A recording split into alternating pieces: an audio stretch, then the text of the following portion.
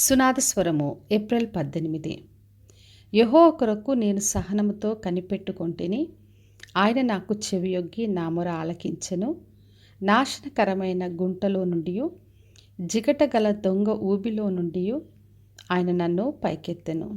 కీర్తనలు 40 మొదటి 2 వచనములు. యెహోవా కొరకు కనిపెట్టినప్పుడు పొందే మేళ్లను గురించి భక్తుడు ఈ మాటలు రాస్తున్నాడు. నేను యెహోవా కొరకు సహనంతో కనిపెట్టానని చెప్పాడు. మరి కనిపెట్టడం అన్నది అంత సులభం కాదు. మనకు తొందరగా అన్ని పనులు అయిపోవాలని ఉంటుంది. మనం ప్రార్థన చేయగానే తొందరగా జవాబు రావాలి. ఈ సమస్య నుండి త్వరగా నేను విడుదల పొందుకోవాలి. అనుకున్నవన్నీ కూడా అనుకున్నట్టుగా త్వరగా జరగాలని మనం కోరుతాం. అయితే భక్తుడు నేను సహనంతో కనిపెట్టుకొంటిని అని చెప్తున్నాడు.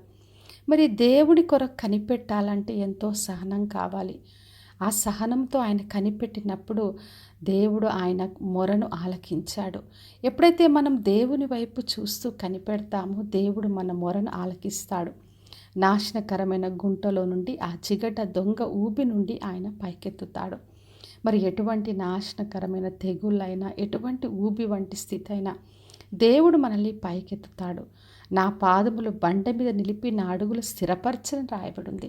మరలా పడిపోకుండా మనల్ని స్థిరంగా నిలబెట్టి నడిపిస్తాడు.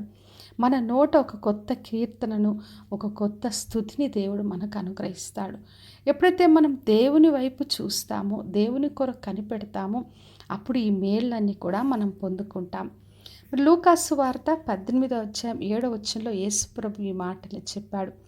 దేవుడు తాను ఏర్పరచుకున్న వారు దివారాత్రములు తనను గూర్చి మొరపెట్టుకొనుచుండగా వారికి న్యాయము తీర్చడాని.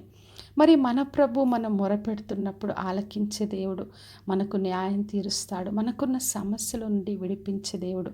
కాబట్టి నా ప్రియ సహోదరి సహోదరా, మనకున్న ప్రతి పరిస్థితిలో సహనంతో కనిపెడదాం. దేవుడు తప్పక మన పరిస్థితిలోంచి విడిపిస్తాడు, మన ప్రార్థనకు జవాబిస్తాడు.